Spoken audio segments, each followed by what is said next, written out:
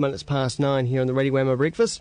Time to talk on the box on the radio with Chris Philpott, twitter.com/Chris Philpott NZ, and check out the On the Box blog up at stuff.co.nz. Morning, Chris. Morning, how are you? Very, very good. Of course, we're going to be featuring a whole bunch of stuff that maybe we shouldn't be watching, but perhaps you could watch a little bit later on in the segment. First up, though, a little bit of news about a study that's just come out from doctors saying that lack of sleep can cause type 2 diabetes, and the reason why we're talking about this, of course, is because, well, there's so much good telly on that you can get from all kinds of sources. There's not enough hours in the day, Chris. Yeah, well, what's happened is Diabetes Care magazine has come out and said that basically sleep, getting a good night's sleep, will reduce the risk of type 2 diabetes. Now, it's kind of a concern for me because, I mean, I'm already in the risk range, being a little bit, bit padded out, as they say. But also, I'm up quite late every night. Like, how late do you stay up at night watching TV? Too late. Probably, it's probably average 10:30, and I mean, I'm an 8-hour sleep guy. If I don't get the full 8 hours, then it builds up over the week, and I get grumpier, and grumpier. Mm. Yeah, well, I'm kind of the same, but it's this thing where, I'll be watching TV right up until I turn the TV off and roll over and go to sleep. Mm. And that's sort of 12:30, 1 in the morning. And it's even worse too, having TV right before trying to go to sleep because the electronics kind of disrupts your sleep patterns, makes it harder to go to sleep or something like that. I don't know. They say it's the bright screen because your body clock is tuned to daylight and nighttime. And if you're watching a bright screen, whether it be a computer or whatever, or if you take even if your phone to bed and you've got the bright light in front of you, it's doing something to your body clock. Yeah, well, that's right. And that's why I don't watch Breaking Bad last thing at night, because it's always sunny on Breaking Bad for some reason. Yeah. They're always in the middle of a desert somewhere. It's like being at the beach. It's crazy. But it's true. And it's also because there is really good TV that you can either get on DVD or through download or whatever, where you can see a whole series. You've got to be disciplined to say, no, I'm only going to watch this episode tonight, rather than resisting that temptation to roll on to the next episode. Yeah, and with laptops and stuff as well, it's just too tempting to lie in bed with the laptop going, isn't it? Yeah. Really, it's just one of those things. So what do we do? What do we do about it? Lump it, I guess. They've got a cure for diabetes, don't they? I don't know. Sure. I don't know. That's I shouldn't say that because it's a very serious thing. But I guess we stop watching TV and go to bed earlier, maybe. Yeah, that'll be it. All right. Doesn't sound like fun, though. Let's take... we're going to kind of skip the review a little bit this week, but start looking at stuff that we shouldn't be watching, Chris. Yeah, that's right. Well, it's the fall series, the fall TV season over in America, where all the new shows come out, all the good shows return. Fringe, for example, came back over the weekend, which was great to see. But there are a stack of new shows that have started in the last week or so. I'm just looking over the names. Is there a particular one you want to start with, Glenn? Start at the top. Let's start with Person of Interest. Well, Person of Interest, it's a new procedural drama, basically, on CBS. It's created by J.J. Abrams, who is, of course, the man behind Lost and directed the new Star Trek movie and Super 8 this year as well. Jonathan Nolan is the other creator. He is a writer who works with his brother, Christopher Nolan. You may know the name from Inception. And Jonathan Nolan was involved in The Dark Knight and things like that. And basically, it stars Michael Emerson, who was on Lost as Ben Linus. He plays a billionaire who's designed the software that uses all the traffic cameras and cell phones and all that kind of thing to track down who is going to be involved in a crime. And what he's done is he brings in Jim Caviezel, who played Jesus Christ of all people, to basically run around being his own commando, who he basically goes around and tries to stop the crimes from happening. Now, the twist, because I know you're thinking, oh, this just sounds like every other procedural. Yeah. The twist is that they spend the episode investigating a person, but they don't know if that person is the goodie or the baddie until the end. Okay. So, what do you think of that? Well, yeah, it still sounds like, a cop drama just with one of those supernatural type twists, or, that kind of thing. Although it sounds like, from him it'll be really stylized and obviously look really good, no doubt. It is really stylized. There's lots of shots of, looking down a crowded street with the crowds everywhere, and these, digitally enhanced things where the action will be happening and then suddenly a little square will pop up and follow a character around the screen, and it looks very sort of high-tech and science fiction-y, but it's kind of empty. It's the show itself is really derivative, I think. It's they try to give it that point of difference with keeping you guessing till the end whether the person's a goodie or a baddie, but it doesn't lend anything to the show. It's just kind of we want to make this high-tech procedural. Okay, what's different about it? Well, we don't know who's good and who's bad until the end. It's just an empty difference between itself and any other procedural, really. Okay. I don't know if I'll be watching it. All right. On to New Girl, starring Zooey Deschanel.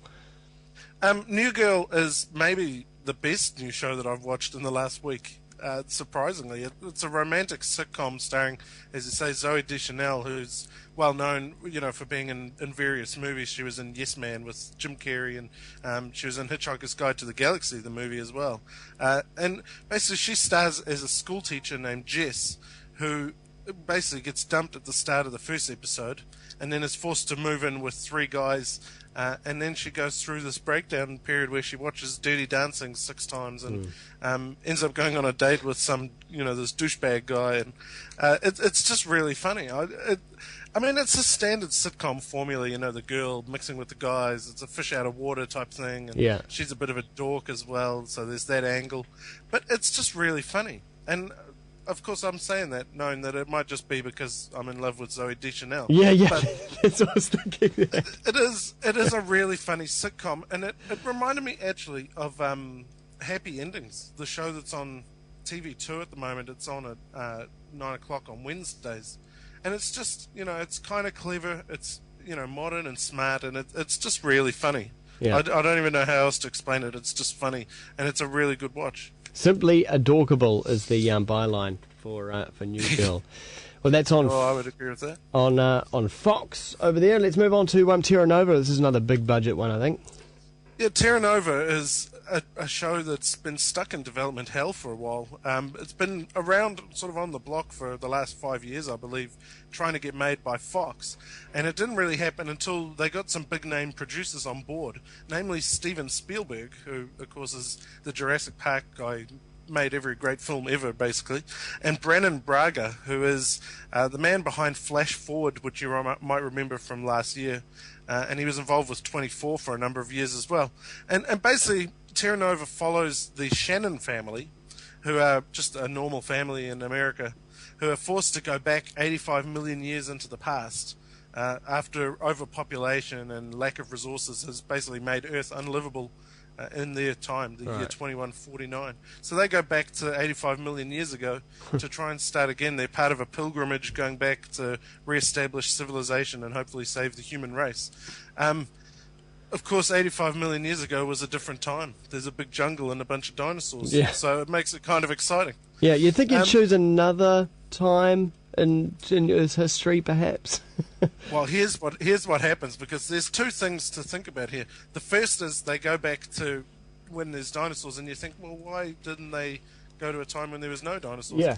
They explain that by saying that there's a time fracture that they didn't create, it just appeared, and they could only go through it. They couldn't manipulate where it ended up, so this was their only chance. So I mean, you take that. Okay, it looks like another excuse to make a Lost.